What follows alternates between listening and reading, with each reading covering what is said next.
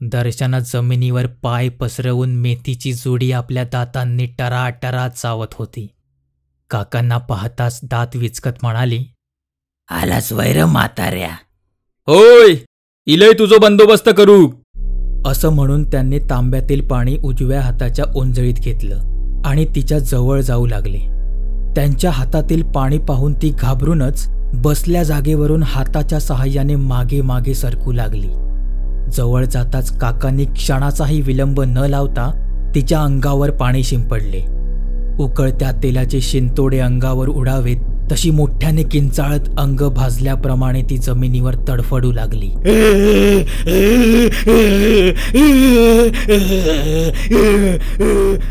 भयंकर वेदना तिच्या शरीरातून उठू लागल्या. अशोक आणि शंकर आवासून सर्व प्रकार पाहत होते. ती कशीबशी उठून उभी राहत काकांच्या अंगावर झेप घेण्याच्या तयारीत होती. तोच काकांनी पुन्हा तिच्या अंगावर पाणी शिंपडले. तशी ती पुन्हा खाली कोसळून तडफडू लागली. काकांनी अशोक आणि शंकरला डोळ्यांनी इशारा केला तसा दोघांनी जाऊन तिला घट्ट पकडून उभं केलं. खवळलेली दर्शना त्यांच्या अंगावर कुरकुरत स्वतःची सुटका करू पाहत होती, परंतु त्या पाण्यामुळे तिची शक्ती काम करत नव्हती. काकांनी ताबडतोब तिच्या जवळ जाऊन तिच्या हातात धागा बांधला. तशी ती बेशुद्ध झाली आणि सर्वांनी सुटकेचा निश्वास टाकला. त्यानंतर क्षणाचाही विलंब न लावता तिला मंदिरात नेण्यात आले. गावात शंकराचं स्वयंभू मंदिर होतं. गावापासून काहीसं अलिप्त पण उंच उंच झाडांच्या सहवासात राहणारं. मंदिर फारसं मोठं नसलं तरी नेटकं आणि सुबक होतं. मंदिराचा आवार मोठा होता. आवारात निरनिराळ्या तऱ्हेची झाडे होती. मंदिरासमोरच एक लहानसं कौलारू खोपटं 4 जाडजूड लाकडी खांबांवरती उभं होतं. 4ही बाजूनी खुलं असं ते खोपटं होतं. रात्रीच्या वेळी गावातील पोरं तिथे झोपत असत. मुख्य गाभारा आणि सभामंडप अशी मंदिराची रचना होती. गाभाऱ्यात शंकराची तेजस्वी स्वयंभू पिंड होती. सभामंडपात गावकर काकांच्या मुलाने 2 पाट समोरासमोर ठेवले होते आणि हातात नारळ घेऊन तो एका बाजूला उभा होता. दर्शनाला मंदिरात आणण्यात आले. ती काहीशी शुद्धीवर होती, पण तरीही तिच्या डोळ्यातील तंद्री उतरलेली नव्हती. गावकर काकांनी मुलाच्या हातातील नारळ घेऊन त्याचा शेंडा पिंडीच्या दिशेनं करत तो जमिनीवर ठेवला आणि हात जोडून दर्शनासाठी देवाकडं गाऱ्हाणं घातलं. त्यानंतर तो नारळ उचलून गाभाऱ्यातील एका कोपऱ्यात ठेवून दिला आणि सभामंडपात ठेवलेल्या पाटांपैकी एका पाटावर येऊन ते बसले. तर दुसऱ्या पाटावर शंकर आणि अशोकने दर्शनाला बसवले. ती अजूनही पूर्णतः शुद्धीत नसल्यामुळे दोघांनीही तिला घट्ट पकडून ठेवलं होतं. काका आपले दोन्ही हात ताठ करून 2 गुडघ्यांच्या 2 टोकावर ठेवत डोळे बंद करून ध्यानस्थ बसले. अशोक आणि शंकर त्यांच्या शांत मूर्तीकडे पाहत होते. 10-15 मिनिटे अशीच निघून गेली आणि काकांनी डोळे उघडले. त्यांनी ताबडतोब आपल्या मुलाला जवळ बोलावत अशोकचा मुलगा श्रेयसला घेऊन येण्यास सांगितले. ते पाहून अशोक काहीसे चिंतित पडले, पण नक्की काय होणार याची ते आतुरतेने वाट पाहू लागले. म्हणून त्यांनी काकांना एकाही शब्दाने विचारले नाही. काही वेळातच काकांचा मुलगा श्रेयसला घेऊन आला. श्रेयस मंदिरात येताच काका पाटावरून उठले आणि श्रेयस जवळ गेले. त्याच्या खांद्यावर हात ठेवत म्हणाले, माका सांग, तुम्ही गडावर गेला होतास तेव्हा ताईसोबत नेमका काय झाला होता? त्यावर श्रेयस म्हणाला, मी बोललो पप्पांना की ताई गप्प गप्पच होती. श्रेयसला अर्ध्यावर थांबवत काका म्हणाले, ता नाही, त्याच्या आधी जेव्हा तुम्ही गडाच्या पायथ्याशी होतास तेव्हा काय झालेला आठवून बघ. ते ऐकून श्रेयस डोक्याला ताण देत आठवायचा प्रयत्न करू लागला आणि अचानक त्याला काहीतरी आठवले. तसा तो म्हणाला, हां आठवलं.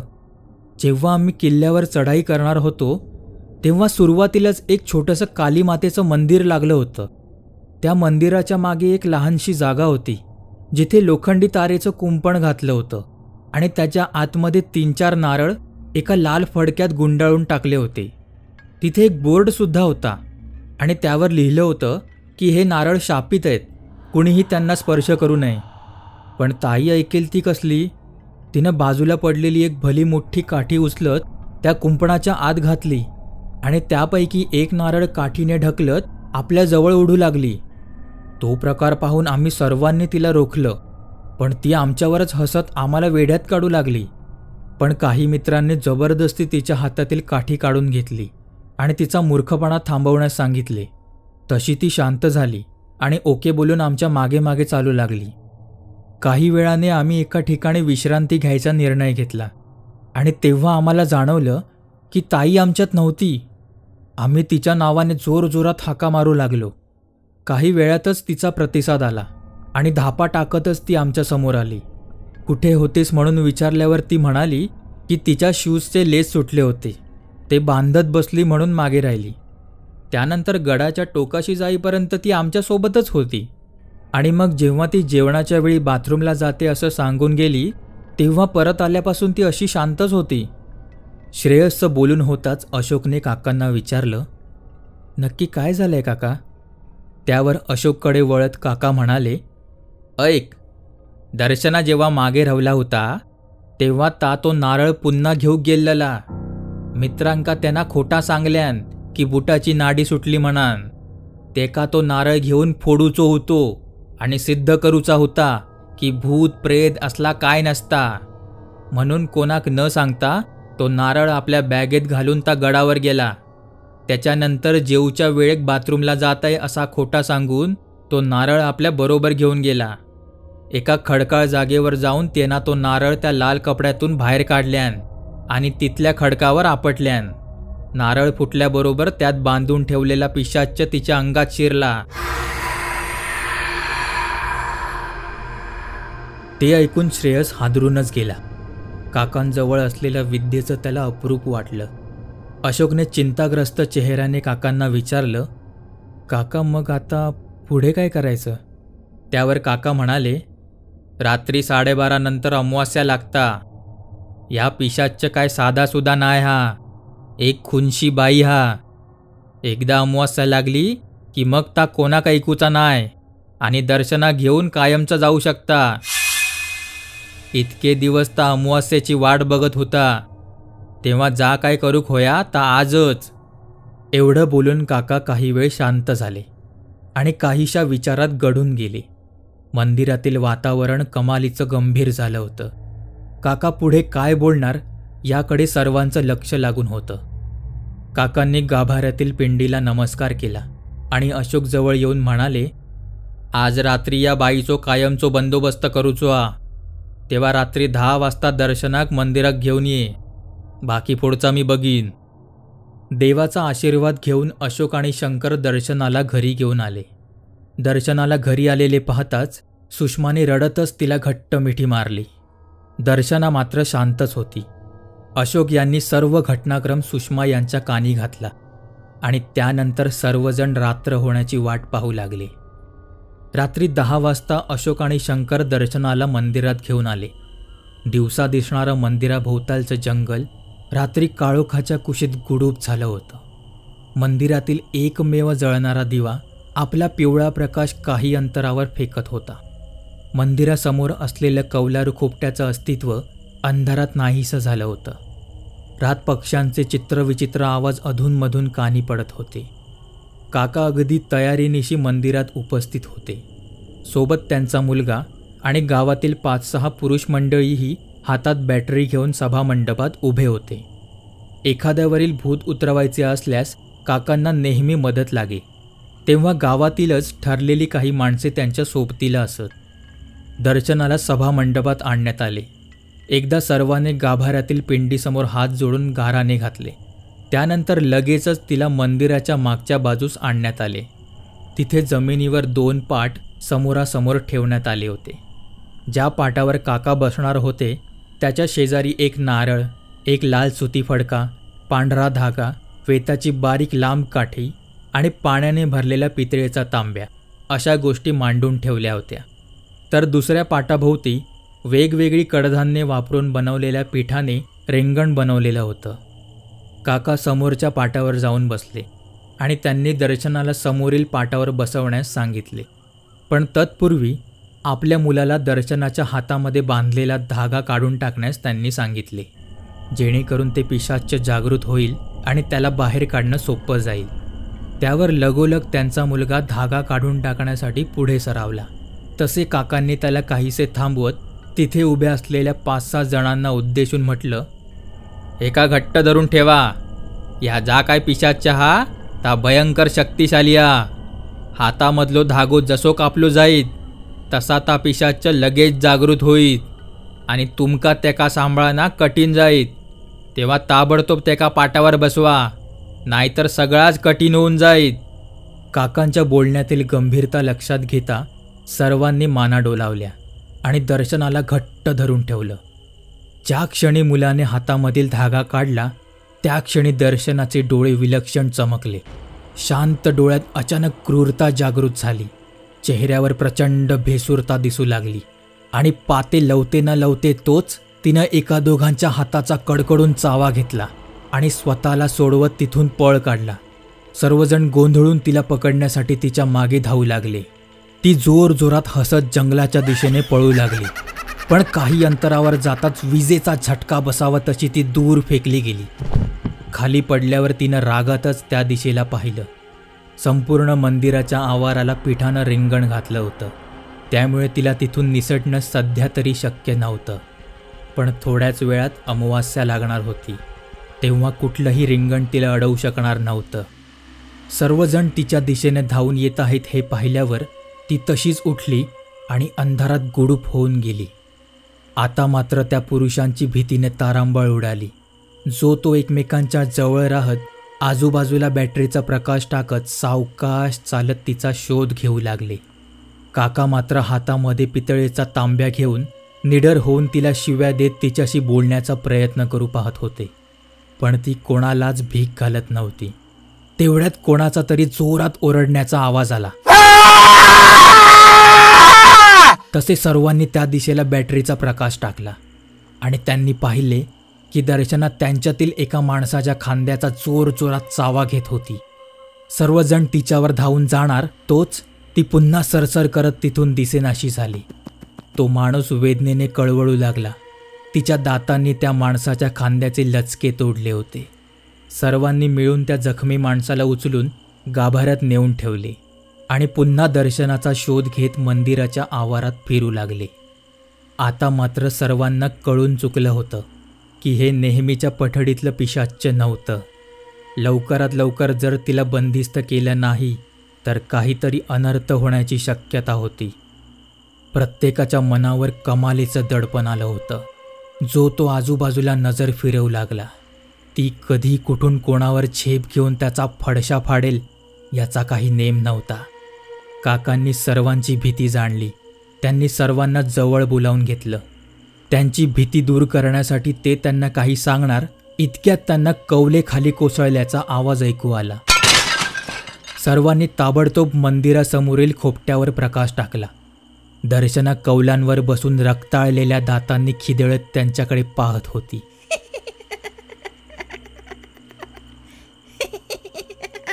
तिचा चेहरा भेसूर होत चालला होता. काका तिच्या दिशेनं एक पाऊल टाकणार तोच तिनं बाजूच्या झाडावर झेप घेतली आणि त्याच्या फांदीवर उलटे लटकून जोर जोरात झोके घेऊ लागली.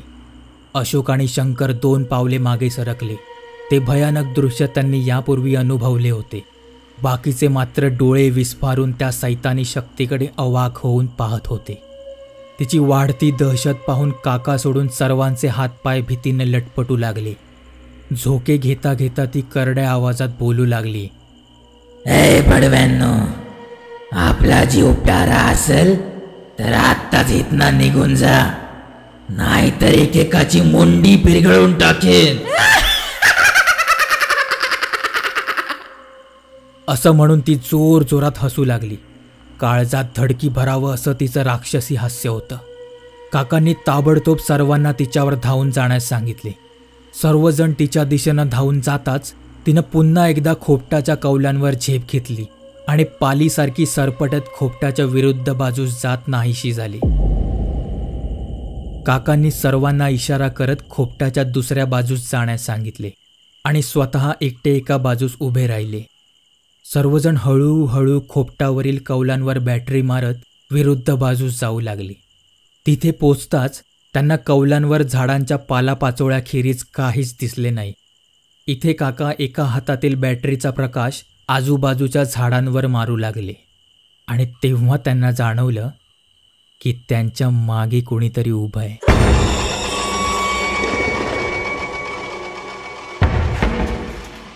त्यांनी खांद्यावरून आपली मान काहीशी मागे नेत पाहण्याचा प्रयत्न केला. दात ओठ चावत दर्शना मागून काकांना पाहत होती.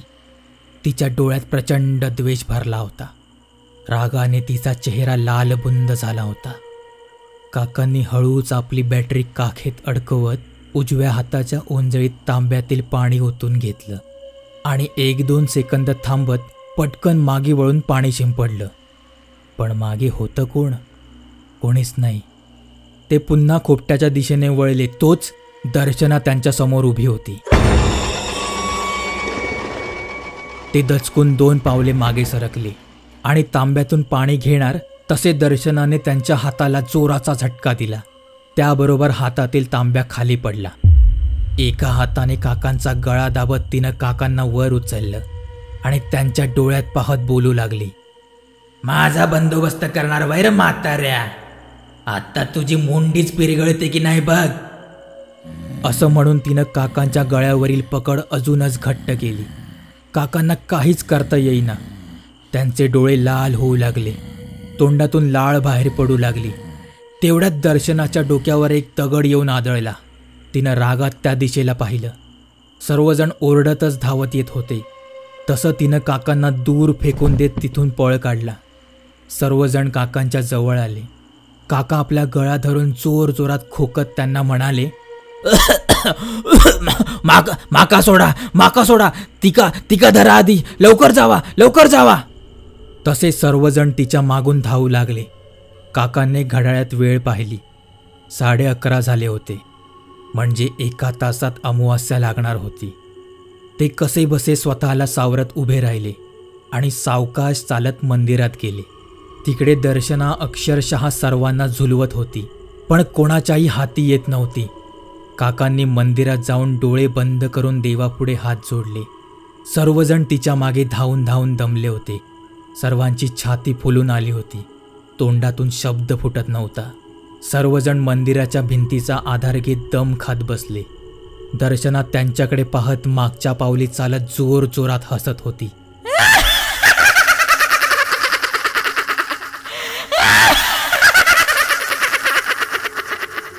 अशोकचे डोळे पाणावले. त्यांना कळून चुकले की दर्शना आता कायमची आपल्याला सोडून जाणार. त्यांचा स्वतःवरील ताबा सुटला आणि ते ओक्साबोक्शी रडू लागले. शंकर त्यांना सांभाळण्याचा प्रयत्न करू लागला. दर्शनाचं भेसूर हास्य क्षणोक्षणी वाढत चाललं होतं. विजयाची मुद्रा तिच्या चेहऱ्यावर दिसू लागली. मंदिराच्या पायऱ्यांवर दोन्ही हात मागे ठेवून काका शांतपणे तिच्याकडे पाहत उभे होते.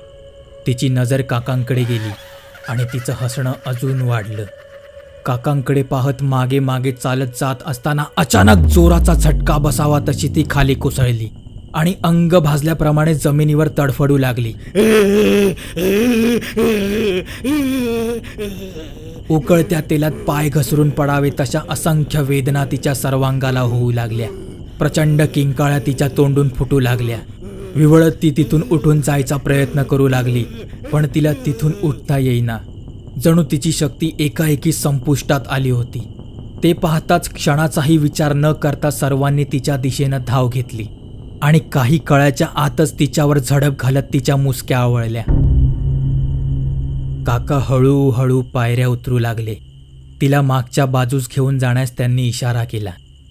ती ज्या ठिकाणी कोसळली त्या ठिकाणी मगाशी सांडलेला तांब्या काकांनी उचलला आणि चेहऱ्यावर स्मितहास्य ठेवून मंदिराच्या मागच्या दिशेनं चालत गेले. तोवर सर्वांनी दर्शनाला पाटावर बसवले होते. काका देखील तिच्या समोरील पाटावर येऊन बसले. काकांनी सर्वांना मागे उभं राहण्याची आज्ञा दिली, कारण दर्शना आता रिंगणाबाहेर जाऊ शकत नव्हती. ती भयंकर चिडली होती. तिच्या डोळ्यात आगडोंब उसळला होता. रागाने तिचं शरीर थरथरू लागलं. दात ओठ चावत ती बरळू लागली. पडव्या, सोड मला, कुत्र्या, एकदा सोड, नाही तुला इथं जिवंत गाडला तर नावाची ताराबाई नाही मी. सोड. काकांनी ताबडतोब बाजूला ठेवलेली वेताची काठी उचलून तिच्या डाव्या बाजूवर जोरात मारली. तशी ती जोराची कळवळली आणि चवताळून काकांना शिव्या घालू लागली.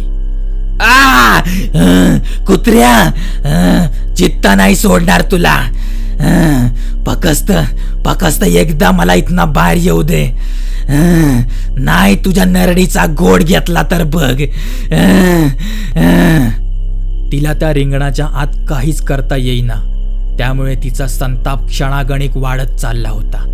फक्त काकांकडे जहरी नजर टाकत आखडल्यासारखी बसून होती. काकांनी पुन्हा एकदा तिच्यावर काठीचा वार केला. तशी ती कणली. काका तिला म्हणाले, माझो बंदोबस्त करतल. अरे तुझ्यासारखी 100 भूतांका बांधून ठेवलंय. असं म्हणून त्यांनी तिला काठीने झोडपायला सुरुवात केली. काठीच्या वाराने तिला असंख्य वेदना होऊ लागल्या. तिचा किंचाळण्याचा आवाज विचित्र आणि मोठा येऊ लागला.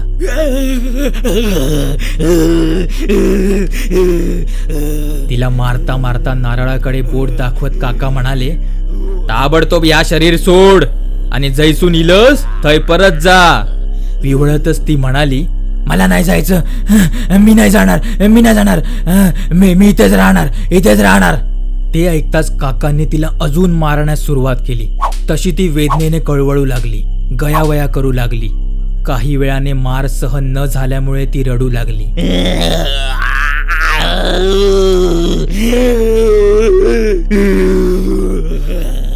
तिच्या भेसूर रडण्याने मंदिर परिसरातील शांतता भंग पावत होती. कुत्री जोर जोरात भुंकू लागली. काकांनी पुन्हा एकदा काठी उगारून तिला विचारले, बोल, या नारळात जातस की नाही, की अजून फटके होय? त्यावर तिने रडतच म्हटलं, जाती, मारू नको. चल ताबडतोब. नारळाकडे बोट दाखवत काका म्हणाले. तिचं रडणं एकाएकी थांबलं आणि आपल्या करड्या आवाजात म्हणाली, आता मी जाती, पण तुला हे लय महागत पडणारे म्हाताऱ्या. ते ऐकताच काकांनी तिला काठीने जोराचा फटका मारला. तशी दर्शना बेशुद्ध होऊन खाली कोसळली आणि काकांच्या पुढ्यातील नारळ काहीसा हलला. अशोक लगेचच दर्शनाला उचलण्यासाठी धावले, पण काकांनी त्यांना हाताने इशारा करत तिथेच रोखले. काकांनी आपल्या खिशातून देवाच्या अंगाऱ्याची पुडी काढली. त्यातील काही अंगारा त्यांनी नारळाला लावला आणि काही दर्शनाच्या कपाळी लावला. त्यानंतर तो नारळ लाल फडक्यात बांधून त्यावर पांढरा धागा बांधला आणि अशोकला दर्शनाच्या तोंडावर पाणी शिंपडण्यास सांगितले. अशोकने तात्काळ तिच्या तोंडावर पाणी शिंपडले आणि तिला हलवून उठवण्याचा प्रयत्न करू लागले. दर्शनाला हळूहळू जाग येऊ लागली. डोळे किलकिले करून तिनं समोर पाहिलं. वडिलांचा चेहरा दिसताच तिनं घट्ट मिठी मारली आणि दोघेही बापलेक रडू लागले. शंकर आणि इतर मंडळींनी दोघांना सावरत मंदिरात आणले. मंदिरात येताच अशोक आणि दर्शनाने मनोभावे देवाचं दर्शन घेतलं आणि बाजूलाच उभ्या असलेल्या काकांच्या पाया पडून त्यांचे मनापासून आभार मानले. काकांनी फार काही न बोलता सकाळी घरी येईन असं बोलून त्यांना घरी जाण्यास सांगितले. काही वेळाने सर्वजण एकमेकांचा निरोप घेऊन घरी गेले. दुसऱ्या दिवशी सकाळीच काका आपल्या मुलासह अशोकच्या घरी गेले. अशोक देखील त्यांचीच वाट पाहत बसले होते. काका घरात येताच सुषमाने ताबडतोब काकांचे पाय धरले आणि पुन्हा एकदा त्यांचे आभार मानले. त्यावर काकांनी तिला म्हटलं, अरे किती वेळा आभार मानतास, पुरे आता. त्यानंतर सुषमा बाजूला होऊन तिनं दर्शनाला काकांच्या पाया पडण्यास सांगितले. दर्शना पाया पडत असताना सुषमा म्हणाली, पाहिलंस, तुझा विश्वास नव्हता ना देवावर? बघ, देवानेच तुला वाचवलं. दर्शनाला तिची चूक उमगली होती. आईची माफी मागत ती हमसून रडू लागली. गावकर काका तिच्या डोक्यावरून हात फिरवत म्हणाले, गो चेडवा, रडतस काय? जा झाला तर आता विसरून जा. आणि पुन्हा असा वाटेत काय दिसला, नारळ, लिंबू, मिरची किंवा काहीही, तर हात लावायचो नाय. दर्शना काळजीपूर्वक ऐकत होती. काका पुढे म्हणाले, आणखी एक, जिथे कुठेही भूताप्रेता पिशाचे वावरत असतात ना, तिथे देव कायम असता, लक्षात ठेव. असं म्हणून काकांनी सर्वांचा निरोप घेतला. काका आणि त्यांचा मुलगा गावापासून खूप दूर एका घनदाट जंगलात चालत होते. मुलाच्या हातात एक प्लॅस्टिकची पिशवी आणि एका हातात कुदळ होती. त्या पिशवीतील लाल फडक्यात गुंडाळलेला नारळ पाहून मुलाने विचारलं, बाबांनू, ह्यो नारळ आपण जाळून किती नाही टाकत? त्यावर काका म्हणाले, कारण नारळ जर जाळलो तर ता पिशाच पुन्हा मोकळा होतला आणि लोकांका त्रास देतला.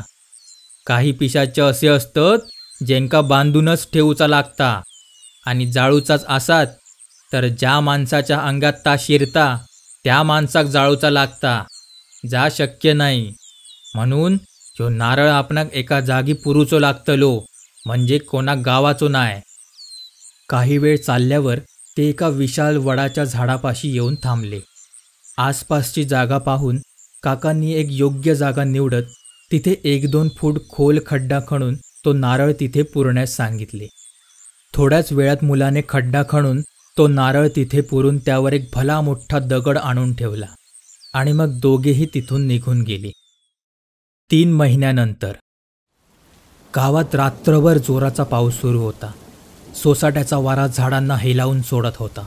लोकांच्या घराची कौले उडून जाऊ लागली. ढगात भयंकर विजा चमकत होत्या. गावातील लोकांची खात्री झाली होती की आज नक्कीच कुठेतरी वीज पडणार. दुसऱ्या दिवशी सकाळी पावसाचा जोर ओसरला. आजूबाजूची झाडे कोलमडून घरांवर पडली होती. रस्त्यावर विजेचे खांब कोसळले होते.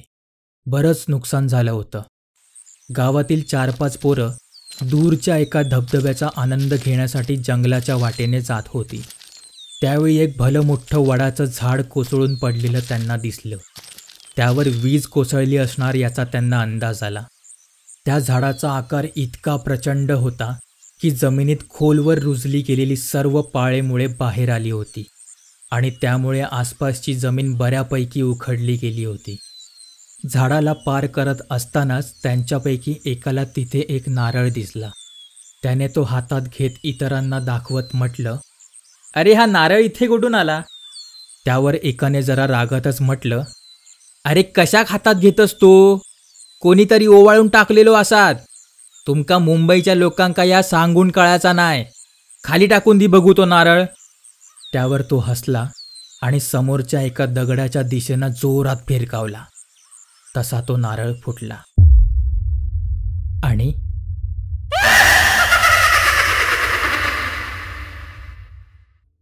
नमस्कार मंडळी, काजवामध्ये तुम्हा सर्वांचं स्वागत. तर आत्ताच तुम्ही ऐकल्यात खुन्शी पिशाच या कथेचा शेवटचा भाग. खरं तर मी पहिल्यांदा इतकी मोठी भयकथा लिहिली आहे. भयकथा लिहिणं हा माझा प्रांत नाही, कारण यापूर्वीच्या माझ्या ज्या भयकथा तुम्ही ऐकल्यात त्यामध्ये काही ना काही संदर्भ असायचे. म्हणजे बऱ्याच लोकांचे अनुभव, त्यांच्यासोबत घडलेल्या काही गोष्टी त्या वापरून मी त्या भयकथा लिहायचो. परंतु ही भयकथा पूर्णतः काल्पनिक होती.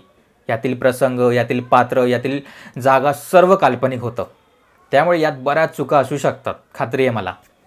तेव्हा ही कथा तुम्हाला कशी वाटली हे मला आवर्जून कळवा, कारण तुमचं जर प्रोत्साहन माझ्या पाठीशी असेल तरच मी अशा नवनवीन कथा तुमच्यासाठी लिहित राहीन. सोबत जर कथा तुम्हाला नाही आवडली तर तुम्ही खुशाल डिसलाईक करा, पण तुम्हाला कोणता भाग नेमका नाही आवडला हे मात्र मला जरूर कळवा. त्याचा उपयोग मला माझ्या पुढील लिखाणासाठी होईल. जाता जाता 2 गोष्टी. त्यापैकी पहिला प्रश्न की तुम्हाला अशा प्रकारच्या कथा अजून ऐकायला आवडतील का, ज्यामध्ये जास्तीत जास्त 3 ते 5 भाग असतील. आणि दुसरं म्हणजे आता तुमच्यापैकी बरेच जण विचारतील की या कथेचा दुसरा भाग असणार आहे का. तर सध्या तरी नाही. सध्या तरी अशासाठी म्हणतोय की मी असं ठरवलं आहे की या कथेला जास्तीत जास्त रिस्पॉन्स मिळाला तरच मी या कथेचा पुढचा भाग लिहिणार आहे. जर रिस्पॉन्सच जर नाही मिळाला तर मग पुढचा भाग लिहून तरी काय अर्थ आहे. तेव्हा जर तुम्हाला वाटत असेल की या कथेचा पुढचा भाग यावा तर आपल्या मित्रांसोबत, फॅमिलीसोबत जास्तीत जास्त लोकांपर्यंत ही कथा पोचवा आणि आपल्या चॅनलसुद्धा सबस्क्राईब करायला सांगा. मी भेटेन आता पुढच्या आठवड्यात एका नव्या कथेसह. तोपर्यंत काजव्यासारखे नेहमी चमकत राहा. शुभरात्री. कमेंट करा.